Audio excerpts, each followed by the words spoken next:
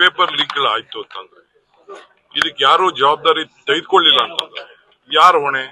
But ಯಾರು ಮೀಡಿಯಾನವರು ಪ್ರಜಾಪ್ರಭುತ್ವ ವ್ಯವಸ್ಥೆಯಲ್ಲಿ ಮೀಡಿಯಾ ನಾವು ಶಾಸಕಾಂಗ, ನ್ಯಾಯಾಂಗ, ಪತ್ರಿಕಾರಂಗ, ಕಾರ್ಯಾಂಗ ಅಂತ 4 ಪಿಲ್ಲರ್ಸ್ ಅಂತ ಕರಿತೀವಿ. ಅವ್ರು ಯಾರಿಗೂ ಕೂಡ ಅಲ್ಲಿ ಹತ್ರ ಬರಕ್ಕೆ ಬಿಟ್ಟಿಲ್ಲ. ಪ್ರಶ್ನೆ ಪತ್ರಿಕೆ ಸೋರಿಕೆ ವಿರುದ್ಧ ಪ್ರಧಾನಿ ನರೇಂದ್ರ ಮೋದಿಯವರು ಈಗ ಮಾತನಾಡುವ ಬದಲು ಪ್ರಾರಂಭದಲ್ಲೇ ಮಾತನಾಡಬೇಕಿತ್ತು. ತಪ್ಪಿತಸ್ಥರ ವಿರುದ್ಧ ಕ್ರಮ ತೆಗೆದುಕೊಳ್ಳಬೇಕು. ಯಾರನ್ನು ಕಾಪಾಡುವ ಪ್ರಶ್ನೆಯೇ ಕೇಂದ್ರ ಸರ್ಕಾರದ ಮುಂದಿರಬಾರದು ಅಂತ ಸಿಎಂ ಡಿಕೆ ಶಿವಕುಮಾರ್ ಅವರು ಆಗ್ರಹಿಸಿದರು. ಬಿಜೆಪಿಯವರೇ, ನಿಮ್ಮ ಮಕ್ಕಳು ವಿದ್ಯಾಭ್ಯಾಸ ಮಾಡ್ತಿದ್ದಾರೆ, ದೇಶದ ಯುವಜನತೆಯ ಭವಿಷ್ಯ ಹಾಳಾಗ್ತಿದೆ.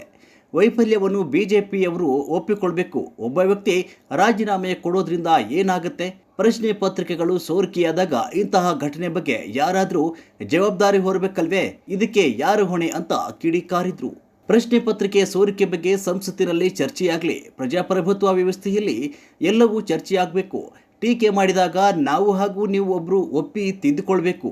ನಾವು ಯುವಕರ ಭವಿಷ್ಯದ ಬಗ್ಗೆ ಆಲೋಚನೆ ಮಾಡ್ತಿದ್ದೇವೆ. ಈಗಾಗಲೇ ಸುಮಾರು 100ಕ್ಕೂ ಹೆಚ್ಚು ಪರೀಕ್ಷೆಗಳ ಪ್ರಶ್ನೆ ಪತ್ರಿಕೆಗಳು ಸೋರಿಕೆಯಾಗಿವೆ ಅಂತ ಹೇಳಿದರು. ಈ ರೀತಿ ಪೇಪರ್ ಲೀಕ್ ಆಯ್ತು ಅಂತಂದ್ರೆ ಇದಕ್ಕೆ ಯಾರು ಜವಾಬ್ದಾರಿ ತೆಗೆದುಕೊಳ್ಳಿಲ್ಲ ಅಂತಂದ್ರೆ ಯಾರು ಹೊಣೆ?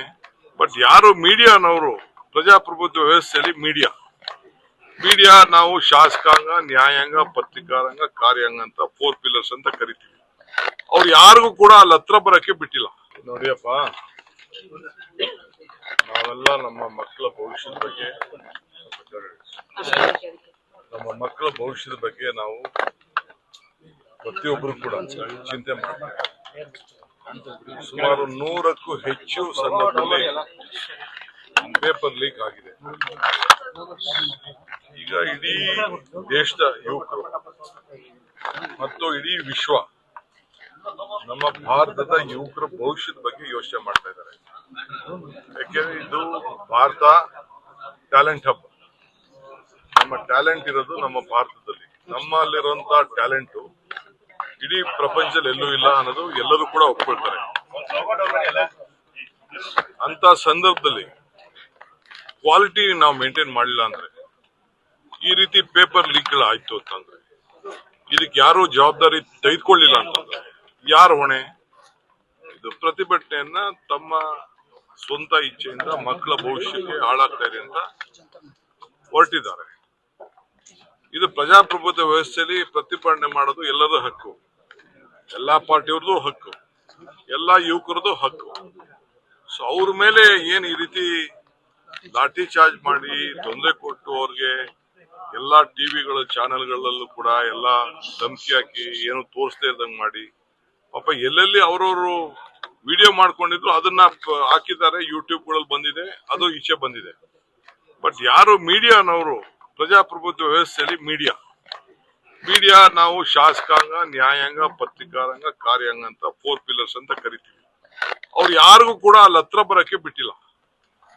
ಪ್ರಜಾಪ್ರಭುತ್ವದ ವ್ಯವಸ್ಥೆಯಲ್ಲಿ ನೀವು ಮಾಧ್ಯಮದವ್ರು ಏನ್ ಮಾಡ್ತಾ ಇದ್ರು? ಯಾಕೆ ಇದನ್ನ ಪ್ರತಿಭಟನೆ ಹೇಳಿಲ್ಲ? ಮಾಧ್ಯಮದವ್ರದ್ದು ತಪ್ಪಿದೆ. ಅವ್ರು ಹೇಳಿರ್ಬೋದು, ನಿಮ್ದೇ ಆದಂತ ಇದನ್ನ ಸೋಷಿಯಲ್ ಮೀಡಿಯಾಲಿ ಬಂದ ಮೇಲೆ ಆಮೇಲೆ ಕೆಲವು ಮಾಧ್ಯಮದವರು ಇದನ್ನ ಪಿಕಪ್ ಮಾಡ್ತಾ ಇದ್ದಾರೆ. ದಯವಿಟ್ಟು ಇದು ಅವರ ಅಭಿಪ್ರಾಯ, ಜನರ ಅಭಿಪ್ರಾಯ. ಈಗ ಹೊಸ ಜನರೇಷನ್, ಹೊಸ ಭವಿಷ್ಯ. ಸೊ ಈ ಪ್ರತಿಭಟನೆಯನ್ನು ನಾವು ಕೂಡ ಮಾಡಿದೀವಿ, ನಾವು ಬೆಂಬಲ ವ್ಯಕ್ತಪಡಿಸ್ತಾ ಇದೀವಿ, ನಾವು ಭಾಗಿಯಾಗ್ತಾ ಇದೀವಿ. ನಿನ್ನೆ ಏನು ಘಟನೆ ನಡೆದಿದೆ, ನಾನು ಸರಿ ಅಂತ ನಾನು ಹೇಳುದಿಲ್ಲ. ಬಟ್ ಬಿಜೆಪಿಯವರು ಹಿಂದೆ ಏನೇನ್ ನಡೆದಿತ್ತು ಅಂತ ಲೆಕ್ಕ ಇಟ್ಕೊಳ್ಬೇಕು. ಹಿಂದೆ ಎಲ್ಲೆಲ್ಲಿ ರೈಫಲ್ ಸಿಕ್ತು, ಎಲ್ಲೆಲ್ಲಿ ಲಾಠಿ, ಇದು ಕತ್ತಿ, ಲಾಂಗು, ಮಚ್ಚು ಸಿಕ್ತು, ಪೊನ್ನಂಪೇಟೆ ಶಾಲೆ ಪಕ್ಕದಲ್ಲಿ ಏನಾಯ್ತು, ಇವೆಲ್ಲ ಕೂಡ ರೈಫಲ್ಗಳು ಸಿಕ್ಕಿದ್ದು, ಇವೆಲ್ಲ ಕೂಡ ನಿಮ್ದು ಎಲ್ಲ ಹಿಸ್ಟ್ರಿಗಳೆಲ್ಲ ಇದೆ. ನಾನು ಅದೆಲ್ಲ ಕರೆಕ್ಟು ಅಂತ ಹೇಳುದಿಲ್ಲ, ಇಲ್ಲ ಯಾರೋ ಮೊಟ್ಟೆ ಹೊಡೆದು ಕರೆಕ್ಟು ಅಂತ ನಾನು ಹೇಳುದಿಲ್ಲ. ಮೊಟ್ಟೆ ಹೊಡೆದು ಕರೆಕ್ಟು ಅಂತ ನಾವು ಹೇಳುದಿಲ್ಲ. ಕಾನೂನು ರೀತಿ ಏನ್ ಕ್ರಮ ಕೈಗೊಳ್ಳಬೇಕು ನಮ್ಮ ಹೋಮ್ ಮಿನಿಸ್ಟರ್ ಆಗ್ಲೇ ತಿಳಿಸಿದ್ದಾರೆ. ಯಾರೋ ಒಬ್ಬರ ಮೇಲೆ ಮಾಡುತ್ತಲೇ ಇಲ್ಲ. ಪ್ರಜಾಪ್ರಭುತ್ವದ ಹಕ್ಕಿರ್ತದೆ. ನಮ್ಮ ಆಫೀಸ್ ಬರೋದಕ್ಕೆ ನಾವೇನು ಕಾನೂನಲ್ಲಿ ಅವಕಾಶ ಇದ್ರೆ ಬೇಕಾದ್ರೆ ಬಂದು ಏನ್ ಬೇಕಾದ್ರೂ ಮಾಡ್ಲಿ. ಇವೆಲ್ಲ ನಡೆದಿದೆ, ಇವೆಲ್ಲ ಬೇಕಾದಷ್ಟು ಪ್ರತಿಭಟನೆ ನಡೆದಿದೆ. ಬಟ್ ನೀವು ಕೂಡ ಅರ್ಥ ಮಾಡ್ಕೊಳ್ಬೇಕು, ಇದು ದೇಶದ ಯುವಕರ ಭವಿಷ್ಯ, ಯುವ ಧ್ವನಿ ಇದು. ನಾವು ಇದಕ್ಕೆ ಅವ್ರು ಯಾರಿಗೂ, ನಿಮ್ಮ ಮಕ್ಕಳೇ ಅಲ್ಲಿ ವಿದ್ಯಾಭ್ಯಾಸ ಮಾಡ್ತಾ ಇದ್ದಾರೆ, ನಿಮ್ಮ ಮಕ್ಕಳಿಗೆ ಭವಿಷ್ಯಕ್ಕೆ ಹಾಳಾಗ್ತಾ ಇದೆ. ಯಾಕೆ ಮುಚ್ಕೊಳ್ತಾ ಇದ್ದೀರಾ? ಒಪ್ಕೊಳ್ಳಿ. ರಾಜೀನಾಮೆ ಕೊಡೋದ್ರಲ್ಲಿ ಏನ್ ತಪ್ಪಿದೆ? ರಾಜೀನಾಮೆ ಕೊಟ್ಬಿಟ್ರೆ ಏನಾಗೋಗ್ತದೆ? ಪಾರ್ಲಿಮೆಂಟ್ ಅಲ್ಲಿ ಚರ್ಚೆ ಆಗ್ಲಿ, ಇವೆಲ್ಲ ಕೂಡ ಚರ್ಚೆ ಆಗ್ಬೇಕಿದು. ಪ್ರಜಾಪ್ರಭುತ್ವ ವ್ಯವಸ್ಥೆಯಲ್ಲಿ ಎಲ್ಲ ಕೂಡ ಆಗ್ಬೇಕು. ನಾವು ನಿಮ್ಗೂ ಎಷ್ಟೋ ಸಂದರ್ಭದಲ್ಲಿ ಟೀಕೆ ಬೇಡ ಅಂತ ಹೇಳ್ತೀವ, ಟೀಕೆ ಮಾಡ್ಬೇಕು. ಟೀಕೆ ಮಾಡಿದ್ರೆ ನಾವು ತಿದ್ಕೊಳ್ತೀವಿ, ನಾವು ಟೀಕೆ ಮಾಡಿದಾಗ ನೀವು ತಿದ್ಕೋಬೇಕು.